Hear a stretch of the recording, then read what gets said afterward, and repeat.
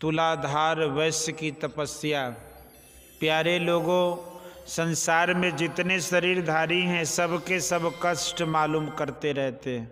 मालूम होता है कि कष्ट छूट नहीं रहा है, दुख किसी को पसंद नहीं है, जिसका कभी नाश नहीं हो ऐसा सुख संसार में किसी को नहीं मिलता। पुराने इतिहासों से तथा आधुनिक इतिहासों से पता चलता है कि शरीर में रहते हुए इस तरह से सुखी नहीं हो सकते। जो सुख सदा रहता है, कभी नष्ट नहीं होता, उनकी सदा इच्छा करते चले आ रहे, वह सुख ईश्वर की भक्ति में है। ईश्वर को प्राप्त करो तो वह सुख मिलेगा। जो माया को पहचानते हैं, जानते हैं, माइक काम करते हैं, वे माया के अंदर सुख दुख भोग करते हैं। बिल्कुल माया के सुख दुख में पड़े रहते हैं, किंतु ईश्वर को पाने से ये सुख दुख नहीं रहते। माया में रहकर ईश्वर को प्रत्यक्ष नहीं पा रहे हैं। इसलिए चाहिए कि सबको ईश्वर की भक्ति करे। ईश्वर की भक्ति करने के लिए पहले ईश्वर स्वरूप को समझो कि वह कैसा और क्या है। ईश्वर स्वरूप के ज्ञान के लिए ही आप लोगों ने उपनिषद के वचन सुने। गोस्वामी तुलसीदास जी के मानस का पाठ सुना। जो माया सब जगह ही नचावा, जासु चरित लखि काहू न पावा, सो प्रभु भ्रो बिलास खग राजा, नाच नटे यव सहित समाजा, सोई सच्चिदानंद घन रामा, अज विज्ञान रूप बलधामा, व्यापक व्यापक खंड अनंता, अखिल अमोघ शक्ति भगवंता, अगुण अदर्भ गिरा गोतीता, सब दर्शी अनबद्ध अजीता, निर्मल निराकार निर्मोहा, नित्य निरंजन सुख संदोहा, प्रकृति पार प्रभु सब उर्वासी, ब्रह्म निरेह बिरज अविनाशी, यहाँ मोह कर कारण नाही, रवि सन्मुख तम कबहू की जाही, भगत हेतु भगवान प्रभु राम धरऊ तन भूप, किए चरित पावन परम प्राकृत नर अनुरूप, यथा अनेकन वेश धरे नृत्य करे नट कोय, सोई सोई भाव दिखावे आपुन होय न सोय। आप लोगों ने उपनिषद के वचनों में सुना, अशब्दमस्पर्श मरूप मव्ययम तथा रसम नित्य मगंध वचयत, अनाद्यम अनंतम महत परम ध्रुवम निचाय तन मृत्यु मुखात प्रमुच्यते। कठोपनिषद। जो अशब्द स्पर्श अरूप अवयव तथा रसहीन नित्य और गंध रहित है, जो अनादि अनंत महतत्व से भी पर और ध्रुव निश्चल है, उस आत्म तत्व को जानकर पुरुष मृत्यु के मुख से छूट जाता है। ईश्वर स्वरूप समझाने के वास्ते पाठ कराया गया। पाठ में यह था कि जो कुछ आँख से देखते हैं, कान से सुन सकते हैं, हाथ से छूते हैं, जिस वस्तु से किसी प्रकार की गंध मालूम हो, जिव्या से जो मालूम हो, वह माया है। रूप रस गंध स्पर्श और शब्द, ये पांचों माया ही माया है। इस तरह हम लोगों को यही मालूम होते। उपनिषद कहते जिसे इंद्रियों से पहचानते हैं वह ईश्वर नहीं है, माया है। बुद्धि भी उस परमात्मा के स्वरूप को नहीं पहचान सकती। बुद्धि निर्णय कर सकती है। लोग तब पूछते हैं कि मन बुद्धि और इंद्रियों के ज्ञान में जो नहीं है वह किससे छुआ जाएगा, पकड़ा जाएगा। तो जानो कि शरीर में इंद्रियों और मन बुद्धि से परे चेतन आत्मा है। इंद्रियों और मन बुद्धि के सहित शरीर के अंदर चेतन आत्मा है। शरीर छूट जाता है, शरीर छूटने पर उससे क्या निकल गया लोग देखते नहीं है, किंतु कहते हैं कि इससे जीवात्मा निकल गया। ज्ञान इस बात को कहता है। श्राद्ध क्रिया का मूल आधार यही है। यदि यह विश्वास नहीं हो कि इस शरीर से जीवात्मा चला गया तो श्राद्ध क्रिया नहीं कर सकते। विश्वास किया जाता है कि शरीर से जीवात्मा निकल गया, उसका कल्याण हो, इसलिए श्राद्ध किया करते हैं। शरीर के अंदर जो मन बुद्धि है हम उनको भी नहीं पहचानते हैं, उनके कर्मों को जानते हैं। शरीर से चेतन आत्मा निकलती है तो अकेले नहीं, उनके साथ मन बुद्धि और सूक्ष्म शरीर भी जाता है। लोग उसको प्रत्यक्ष नहीं देखते किंतु ज्ञान से जानने में आता है। इसके लिए महाभारत में कथा भी है। सावित्री का विवाह सत्यवान से हुआ। नारद जी से सावित्री को जानकारी मिल गई थी कि सत्यवान की मृत्यु अमुक तिथि को अमुक समय में होगी।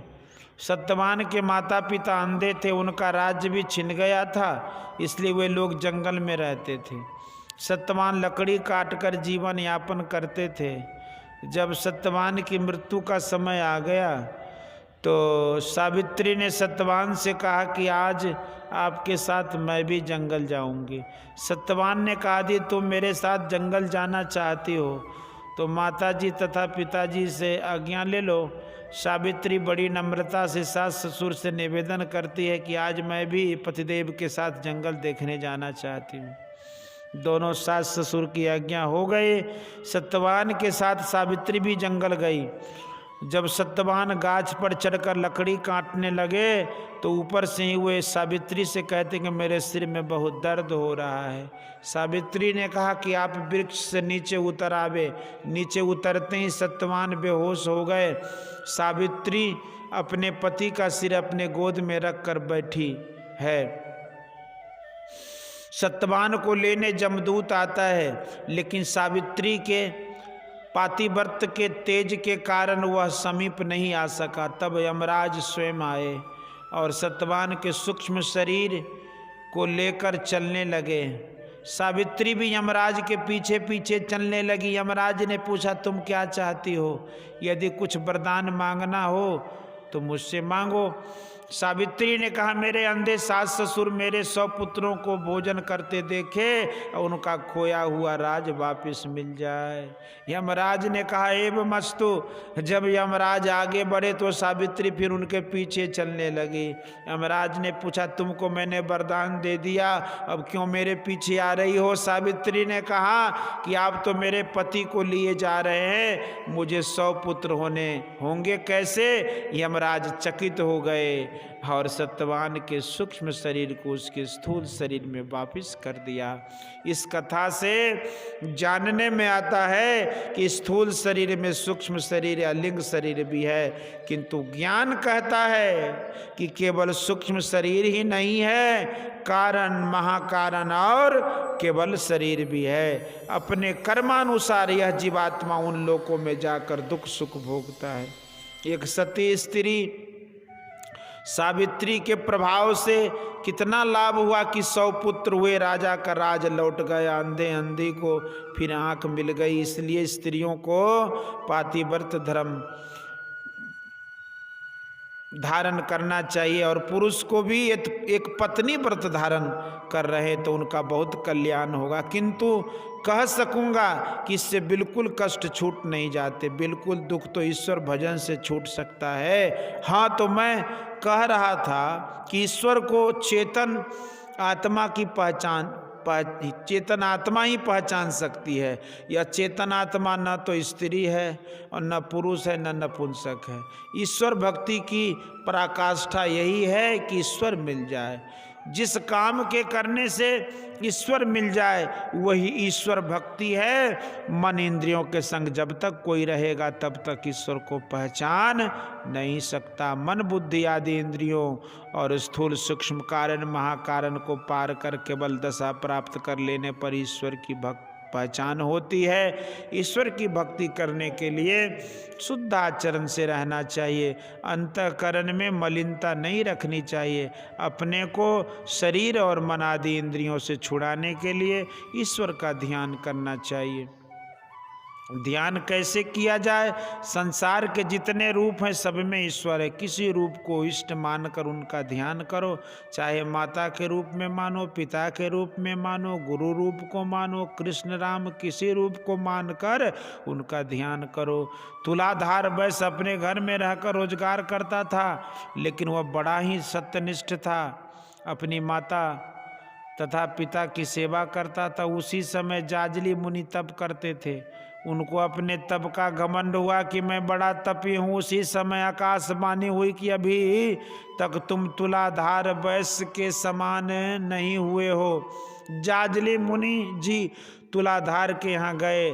तुलाधार से कहा महाराज आप, तुलाधार ने कहा महाराज आप तप कर रहे थे, आपकी जटा में चिड़िया ने घोंसला बनाया, अंडा दिया और उससे बच्चा हुआ, वह बच्चा उड़ भी गया, इसी का आपको घमंड है। मुनि ने तुलाधार से पूछा कि तुम घर बैठे मेरे तप की सारी बातें कैसे जान गए। तुलाधार ने कहा कि देखिए मैं लोगों को सौदा देता हूँ, डंडी को सीधा रखता हूँ। तात्पर्य यह है कि मैं इस व्यापार में जरा भी असत्य का व्यवहार नहीं करता हूँ और भगवान का भजन करता हूँ। सबों को मैं ईश्वर का स्वरूप मानता हूँ, इसलिए किसी के साथ मैं बुरे व्यवहार नहीं करता हूँ।